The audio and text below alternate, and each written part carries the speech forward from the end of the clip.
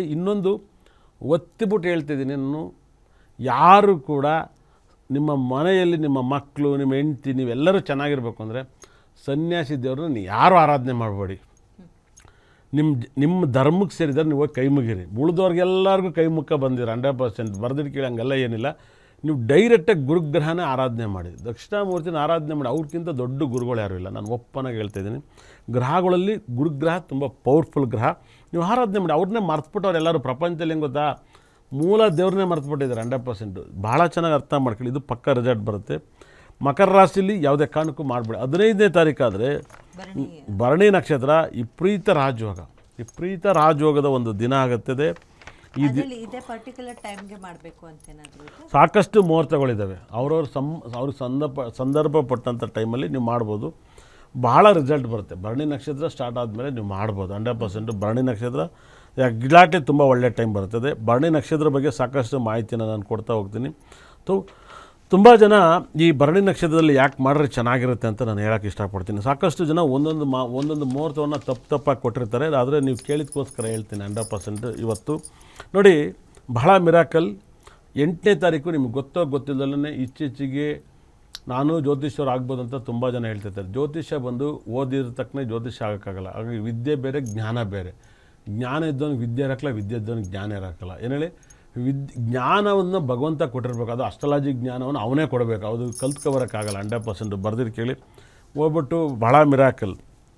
ನೀವೇನಾದ್ರು ಅಪ್ಪಿ ಬಹಳ ಮಿರಾಕಲ್. ನೀವು ಮೇಷ ಲಗ್ನದಲ್ಲಿ ಏನಾದ್ರು 8ನೇ ತಾರೀಕು ನೀವು ಮಾಡಿದರೆ, 8ನೇ ತಾರೀಕು ನೀವು ಮೇಷ ಲಗ್ನದಲ್ಲಿ ಏನಾದ್ರು ಮಾಡಿದರೆ, ಶನಿ 12ನೇ ಮನೆಯಲ್ದೇ ನಿಮ್ಮ ಮನೆ ಮಠ ಎಲ್ಲವೂ ಕಳ್ಕತ್ತೀರ ಅಂತ ಹೇಳುತ್ತೆ. ತುಂಬ ಇಸ್ ವೆರಿ ಡೇಂಜರ್. ಯಾಕಂದರೆ 10th ಲಾರ್ಡ್ ಅಧಿಪತಿ 11th ಲಾರ್ಡ್ ಅಧಿಪತಿ 12th ಲಾರ್ಡ್ಗೆ ಹೋಗಬಾರ್ದು. ಅದು ವೆರಿ ಡೇಂಜರ್. ಮೇಷ ಲಗ್ನಕ್ಕೆ ನೀವು ಮಾಡೋಂಗಿಲ್ಲ. 8ನೇ ತಾರೀಕು ಮೇಷ ಲಗ್ನಕ್ಕೆ ಮಾಡೋಂಗಿಲ್ಲ. ವೃಷಭ ಲಗ್ನ ಒಬ್ಬೊಬ್ಬರು ಬೆಳಗ್ಗೆ ಬ್ರಾಹ್ಮಿ ಮುಹೂರ್ತ ಅನ್ನೋದಕ್ಕೋಸ್ಕರ ಹೇಳ್ತಾರೆ. ವೃಷಭ ಲಗ್ನದಲ್ಲಿ ಏನಾದ್ರು ಮಾಡಿದರೆ ನಿಮಗೆ ಏನಾಗುತ್ತೆ ಅಂದರೆ, ಭಾಳ ವಿಶೇಷವಾಗಿ ಚಂದ್ರ ಅಷ್ಟಮ ಸ್ಥಾನಕ್ಕೆ ಹೋಗಬಾರ್ದು. ಚಂದ್ರ ಅಷ್ಟಮ ಸ್ಥಾನದಲ್ಲಿದ್ದರೆ ನಿಮಗೆ ಜಾಸ್ತಿ ಹಾರ್ಟ್ ಅಟ್ಯಾಕ್ ಆಗುತ್ತೆ. ನಿಮಗೆ ಗೊತ್ತಿಲ್ಲ. ನಾನು ಓಪನಾಗಿ ಹೇಳ್ತೀನಿ ಕೇಳಿ. ಇವತ್ತೇನೋ ಹೇಳ್ತಾಯಿದ್ದೀನಿ. ಒಬ್ಬರು ಡೈರೆಕ್ಟ್ರು, ಒಬ್ಬರು ಹೀರೋ, ಅವ್ರ ಮಗಳು ಮದುವೆ ಮಾಡ್ಬೇಕಾದ್ರೆ ಅಷ್ಟಮನ ಚಂದ್ರ ಇಟ್ಟು ಮದುವೆ ಮಾಡಿದ್ರು. ಏನು ಟಿ ವಿಲಿ ತೋರಿಸಿದ್ದು ರಾಜ ಮರ್ಯಾದೆ. ನಾನು ಹೋಗಿದ್ದೆ ಒಬ್ಬರು ಮದುವೆಗೆ. ಆದರೆ ನಾನು ಸುಮ್ಮನಿದ್ದೆ. ಇಬ್ಬರಿಗೂ ಹಾರ್ಟ್ ಅಟ್ಯಾಕ್ ಆಯಿತು. ನಾನು ಟಿ ವಿಲಿ ಹೇಳಿದ್ದೆ, ಇಂಥ ಮುಹೂರ್ತ ಚೆನ್ನಾಗಿಲ್ಲ, ಹಾರ್ಟ್ ಅಟ್ಯಾಕ್ ಆಗುತ್ತೆ ಅಂತ. ನಾನು ಅವ್ರ ಹೆಸರು ಹೇಳೋಕ್ಕೆ ಇಷ್ಟಪಡಲ್ಲ. ನಂಗೆ ಚೆನ್ನಾಗಿ ಗೊತ್ತು, ಮುಹೂರ್ತ ಅಂದರೆ ಕೆಡಿಸಬಾರ್ದು. ಅಷ್ಟಮದಲ್ಲಿ ಚಂದ್ರನ ಇಡಬಾರ್ದು. ಚಂದ್ರ ಮನಸ್ಕಾರಕ. ವೃಷಭ ಲಗ್ನದಲ್ಲಿ ಏನಾದ್ರು ಮಾಡಿದರೆ ನಿಮ್ಮ ಮನೆಯಲ್ಲಿ ಹಾರ್ಟ್ ಅಟ್ಯಾಕ್ ಆಗುತ್ತೆ. ಅದೇ ಮಿಥುನ ಲಗ್ನದಲ್ಲಿ ಏನಾದ್ರು ಶನಿಗ್ರಹ ಮಿಥುನ ಲಗ್ನದಲ್ಲಿ ನೀವು 8ನೇ ತಾರೀಕು ಮಾಡಿದ್ರಾದಾಗ ಮಿಥುನ ಲಗ್ನದಲ್ಲಿ ಓಕೆ. ಆದರೆ ಶನಿ 2ನೇ ಮನೆಯೂ ಕೂಡ ಅಷ್ಟಮ ಸ್ಥಾನಕ್ಕೆ ಇಡಬಾರ್ದು. 2ನೇ ಮನೆಯೂ ಭಾಳ ಮಿರಾಕಲ್. 9ನೇ ಮನೆ ಅಧಿಪತಿ ಅಲ್ಲಿ ಹೋದಾಗಲೂ ಕೂಡ ಓಕೆ. ಆದರೆ ನಿಮ್ಮ ಲೈಫಲ್ಲಿ ವೃಷಭ ಲಗ್ನ ಬೆಟರ್ ಆಗ್ಬೋದು. ಮಿಥುನ ಲಗ್ನದಲ್ಲಿ ಗುರು ಶುಕ್ರ ಲಗ್ನದಲ್ಲಿದ್ದರೆ ತುಂಬ ಒಳ್ಳೆಯದಂತ ತುಂಬ ಜನ ಹೇಳ್ತಾರೆ. ಅದು ವೆರಿ ಡೇಂಜರ್. 9ನೇ ಮನೇಲಿ ರಾಹುನ ಇಡ್ತಾರೆ. 9ನೇ ಮನೆ ರಾಹು ಇಸ್ ವೆರಿ ಡೇಂಜರು. 9ನೇ ಮನೆ ರಾಹು ತುಂಬ ಸಾವನ್ನ ಕೊಡುತ್ತೆ ಕುಟುಂಬದಲ್ಲಿ. ಮತ್ತು 8ನೇ ಮನೇಲಿ ಚಂದ್ರ ಇದ್ದಾಗಲೂ ಕೂಡ ಹಾರ್ಟ್ ಅಟ್ಯಾಕಿಗೆ ಸಂಬಂಧವನ್ನು ತಂದು ಕೊಡುತ್ತೆ. ಅದೇ ಬೆಳಿಗ್ಗೆ 4:15 ಒಂದು 6 ಗಂಟೆ 6:30 7 ಗಂಟೆ ಒಳಗಡೆ ಏನಾದ್ರು ನೀವು 4:15 ಒಂದು 6-7 ಗಂಟೆ ನೀವು ಕಟಕ ಲಗ್ನದಲ್ಲಿ ಏನಾದ್ರು ತಪ್ಪಿ ಮಾಡಿಬಿಟ್ರೆ, ಕಟಕ ಲಗ್ನ ಇಸ್ ವೆರಿ ಡೇಂಜರ್ ಅಂತ ಹೇಳುತ್ತೆ. ಬರ್ದಿರು ಕೇಳಿ. ಈ ಒಂದು ಕಾರ್ಯಕ್ರಮದಲ್ಲಿ ಕ್ಲೈಮ್ಯಾಕ್ಸಲ್ಲಿ ಯಾವ ಟೈಮಲ್ಲಿ ಎಷ್ಟೊತ್ತಿಗೆ ಮುಹೂರ್ತ ಮಾಡಬೇಕು ಅನ್ನೋದು ಕೊಡ್ತೀನಿ. ಯಾವ ವರ್ಷನೂ ತಿಳಿಸ್ಕೊಟ್ಟಿಲ್ಲ, ಈ ವರ್ಷ ತಿಳಿಸ್ಕೊಡ್ತೀನಿ. ಯಾಕಂದರೆ ಇದನ್ನು ಯಾವ ವರ್ಷನೂ ನಾನು ಹೇಳಿಲ್ಲ, ಇವತ್ತು ತಿಳಿಸ್ಕೊಡ್ತೀನಿ.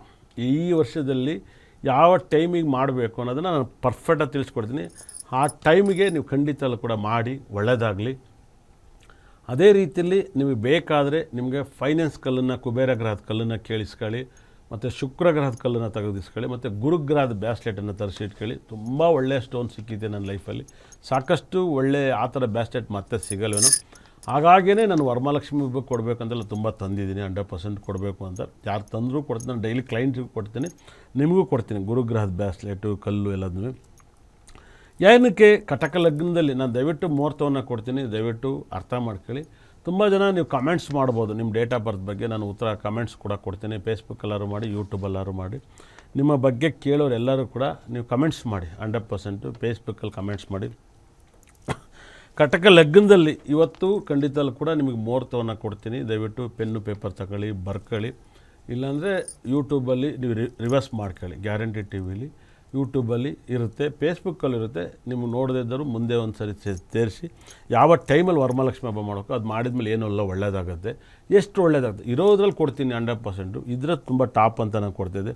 ಓಕೆ, ಕಟಕ ಲಗ್ನ ಕಟಕ ಲಗ್ನದ ಬಗ್ಗೆ ಹೇಳ್ತೀನಿ ಅಂದರೆ ಹಾಗೆ ಮುಹೂರ್ತ ಕೂಡ ಕೊಡ್ತೀನಿ ಅಂದರೆ ಅಷ್ಟೇ ಅಲ್ಲ, ಲಕ್ಷ್ಮಿಗೆ ಯಾವ ಬಣ್ಣ ಒಳಿತು, ಯಾವ ಬಣ್ಣದಲ್ಲಿ ಸೀರೆ ಉಡಿಸಿ ಲಕ್ಷ್ಮಿನ ಪೂಜೆ ಮಾಡಬೇಕು, ಯಾವ ವಸ್ತ್ರವನ್ನು ತೊಡಿಸ್ಬೇಕು ಅಂದರೆ ಕಾಟನ್ ಸ್ಯಾರಿನ, ರೇಷ್ಮೆ ಸೀರೆನ, ಯಾವ ವಸ್ತ್ರವನ್ನು ತೊಡಿಸ್ಬೇಕು ಅದ್ರ ಬಗ್ಗೆನೂ ಮಾಹಿತಿ ಕೊಡಬೇಕು ಗುರುಗಳೇ.